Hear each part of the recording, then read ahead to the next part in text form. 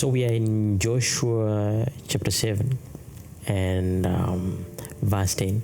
And what is happening here is that the Israelites, the children of Israel, have just had a great victory, defeating Jericho, going around the walls 7 times on the 7th day and crashing the walls. And the next destination is Ai. And something strange happens, is that they do not have the victory they were supposed to have.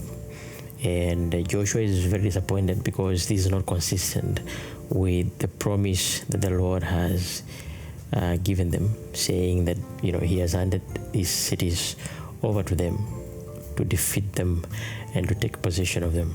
And so Joshua goes before the Lord and he's complaining and praying, saying, why did you make us cross over the Jordan if you're going to make us suffer this kind of shame in front of your enemies? What is this going to do to your name?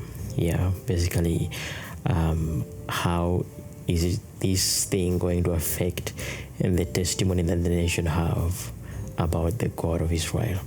And so I find it interesting that when the Lord begins to speak to Joshua, it feels like a rebuking tone, telling him, why are you lying down on the ground prostrate? Is it not because among these people there is an abomination? Someone has brought something abominable in the midst of the people. And so of course what follows is the process of identifying the person, and the whole thing lands on Achan, who is eventually taken to the valley of Achor, and he is there stoned, and he is burned together with his family and everything that belonged to him, so that this thing that he had done, carrying items that were forbidden as spoils from the destruction of Ai, or in the battle at Ai, he was not supposed to carry any items from there because they were an abomination in the eyes of the Lord. And therefore, because of that, he was completely removed from the congregation of God's people.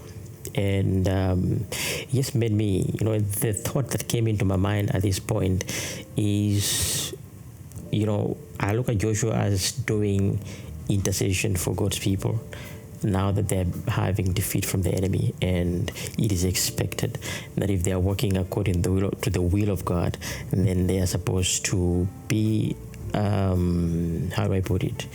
They are supposed to be experiencing victory as per the promise of the Lord to them, and this was not happening. And so it made me realize that when we pray for others, when we are intervening in the situations that we are facing where we need victory, and if nothing is happening, is it necessary now to stop and ask ourselves, what is that is in my life, that is in my heart, that is stopping a free flow of energy or communication between me and the Lord? Is there something in your life, a sin, a practice, a state of mind, things that we have hidden that are causing us or are opening the door to the enemy to come through, and where we are supposed to have victory, we start experiencing defeat? Because as Joshua was praying, he didn't know that there was an abomination in the congregation, because this is something that was hidden. When you read, Achan had hidden the gold and the silver and other things in his tent, like sort of underground, so that they were not easy to be found. So even though he confessed and said, I have sinned before the Lord, his fate was sealed. The abomination had to be completely removed from the congregation. And I think this for me shows how exactly we are supposed to deal with sinful things in our lives, hidden sins in our lives. I think this is how we are supposed to deal with them, with the utmost seriousness, to uproot that thing, to desist from that thing, and that can cause fellowship between you and the Lord to break down. And this is the thing that Joshua chapter 7 verse 10 inspired me, because Joshua was doing a great thing, interceding on behalf of the people, but the Lord comes and he's upset.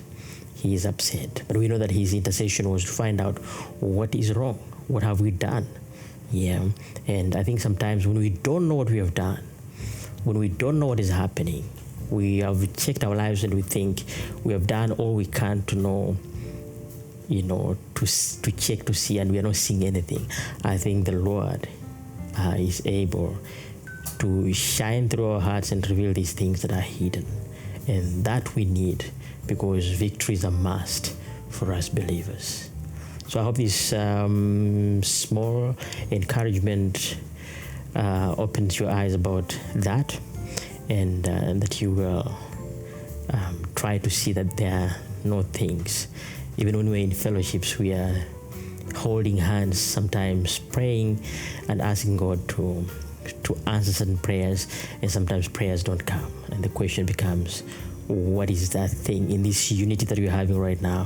What is that thing that is hidden in one of us or in several of us that is causing prayers to be defeated or not to be answered?